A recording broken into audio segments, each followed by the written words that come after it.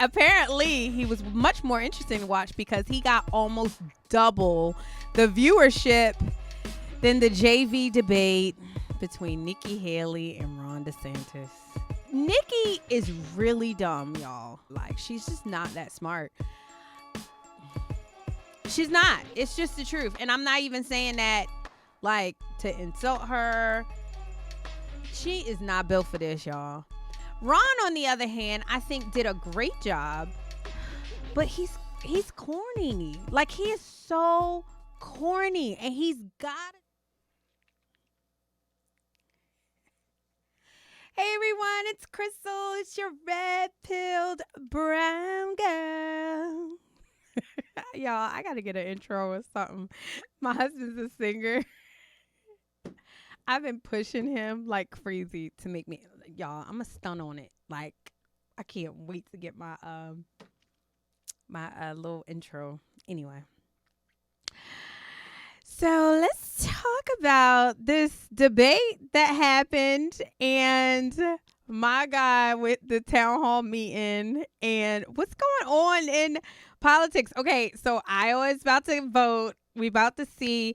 I don't think there's going to be any surprises. I think that Trump is going to do very well. Like, everybody's like, oh, well, how well is he going to do? Can't, at this point, I really just wish everybody would just drop out. If I had my way, everybody would drop out and just get behind the nominee. Okay. Worry about the fact that, like, everybody's like worried, like, oh, well, what if he's not the candidate? Like, okay, we'll worry about that later. But right now, everybody knows that Trump is the guy. Like, he's that dude. Okay. Y'all got a chance to watch the CNN town hall. You got a chance to watch the Fox News town hall, and he just looks so cool. Like, it just confirmed everything that, like, we know about this dude. He is legit one of the coolest people. I'd be so proud. Anyway, some of the things he talked about, like, he explained his decisions at the border. He explained his decisions very, very clearly about abortion and how we have to win. Like, I felt like he just did such a good job. And, like, he doesn't look like he's about to be 80. I mean, like, he really doesn't. And so that's why I say with Joe Biden, it's not really his age. It's not his age at all. Something's not right with him. I mean, like, something, but I mean, but we know, I mean, when you live your life differently and, don't drink or don't smoke, which, President Trump doesn't, and then you try to live kind of an impeccable life, this is how you end up when you're 80. And he was just so cool. First of all, he sat on a stool. Did anybody notice how he was sitting on the stool the entire hour? Like, he was just so... Anyway. And then one of the things he talked about is he, in the first 4 years, it's very different. Like, you don't know anybody. You're walking into the swamp. These people are obsessed with power. And you trust people, you make wrong decisions. That's why I don't really like when any of the candidates say what they're gonna do. You don't know what the heck you're gonna do. You don't know what's gonna go down when you get behind those closed doors, okay? Those people want to control you. That was Dave Chappelle. Dave Chappelle said that. He was like, when you get, in this case, he was talking about $50 million. He was like, the people have an interest in controlling you. So that's $50 million. Imagine when you become the president of the United States, the most important job in the entire world, how much people want to control you. And they couldn't. They couldn't control him. And that was the main problem. So I loved it. I enjoyed it. I enjoyed how the audience just asked some decent questions. I'm a Trumper, so I had heard the answers. There was nothing new for me, but I did enjoy how he explained China. He even talked about he didn't think the Wuhan virus was put on us intentionally. It was just, incompetence, but I don't know. That's debatable. But I thought that he did really, really good. Now, apparently, he was much more interesting to watch because he got almost double the viewership than the JV debate between Nikki Haley and Ron DeSantis. It was a mess, y'all. Like, I watched it because that's just what I do. I watch it for y'all. But I didn't want to watch it. I did not want to watch it because, first of all, they're both Nikki is really dumb, y'all. Like, she really is. She's a blonde, like legit, like just bird brain, I think people call her. Like, she's just not that smart. She's not. It's just the truth. And I'm not even saying that like to insult her. She is not built for this, y'all. Ron, on the other hand, I think did a great job. He is very respectable and the way he talks, the way he speaks is he's very serious. He's really trying, but he's corny. Like, he is so corny, and he's got to try and overcome that. Ron, if you are watching, if you are not working every single day to overcome the fact that your personality is a straight up snooze fest, you gotta find a way to move the masses. But I would actually vote for Ron. I really would. I would vote for him because he knows what he's talking about. He knows what he's doing. He is very tough, and he's manly. Like, some of the things that he talked about, like Nikki Haley was just like a straight up baby. Like, I'll go to Ron DeSantis, DeSantisLies.com, DeSantisLies.com. Like, what are we, 3? Like, and she had no backings, like, and he kind of laughed at her because when somebody is telling the truth, like, but you don't have any other backing, you just say, you're lying. You're lying. That's a lie. Liar. Lie. And it was so bad because some of the stuff was so documented. I even liked the fact that he, just kind of, he really didn't come at her as hard as I felt like he needed to, and just call her flat out stupid. Like, you're an idiot. Like, seriously, like, she said, I don't take things personal and I don't whine. Yes, you do. You were literally doing that on stage. Like, she's a mean girl. She didn't like that somebody was calling her on her BS. And it was so evident. It was all over her face.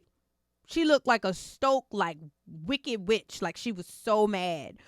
And then she kept saying, oh, Trump needs to come on here and defend his record. Against who? Against you? You, sis? Please. Please. I don't have to defend my record against none of these folks because none of y'all have been president. That's the fact of the matter. So we don't know what y'all going to do until you are president. They talked about the teachers' unions and how education in South Carolina is in the toilets and how Florida is number 1. Ron does a good job. He really does. I mean, I don't know anything other to say. Like, sir, you did you did a good job. I mean, like, Nikki Haley at the end, she was just like, he's a good governor. Which is true. He's a good governor. I personally think that he would be a really decent president. I don't think that he would be a bad president, but he's got to figure out a way to say stuff better. They talked about immigration and like, I thought it was really, really cool how DeSantis just came out and said zero amnesty. You got to go. We have to control the 16 million people that's going to come across this border by the time that Joe Biden is done with us. I mean, it is the issue of today. Like, these folks are coming and it's crazy. So I like that he said that. They got mad because he was bragging about the Martha's Vineyard, which I love. The petty. Bring the pet. Ron's got to do a number 2 with that. Okay, like he's got to drop them folks off in Bethesda. He needs to drop them off in all these special. He just need to drop them off. Like seriously, like all these people that live the immigrant so much, drop them off there. So they didn't like the fact that he was bragging about it. I thought it was fantastic, okay? And I love that Greg Abbott was doing it. Nikki Haley kept saying to Ron, you can just be demeaning if you want to. You're trying to demean me. Like, I think she was trying to put that out there because she know the media would, like, grab hold of it. And I just didn't think he was being demeaning at all. I felt like he should have been more demeaning because this is an idiot, like, coming to you telling you that you're a liar. Like, that would piss me off. But I'm not running for president, y'all. He is. And I felt like he handled it well. Because I would be so angry. Like, you didn't know what the Civil War was for, Nikki. You didn't know. Let's just tell the truth. You did not know the Civil War. And let's say, hey, they didn't brief you on it. You had a brain fart. You can say whatever, but please don't say that you knew. So anyway, like, I just kind of felt like the debate was what it was. Like, I don't feel like I got to know anything extra or anything more interesting about the candidates. If anything, it did solidify in my mind that I'm a 45 girl all the way. Loud New Yorker. That's my peoples, okay? And I know there's a lot of people out there that feel the same way that I do. Like, they asked Donald Trump about the chaos in the White House. And he was like, to be honest, I mean, the chaos is not created by him. He doesn't create chaos.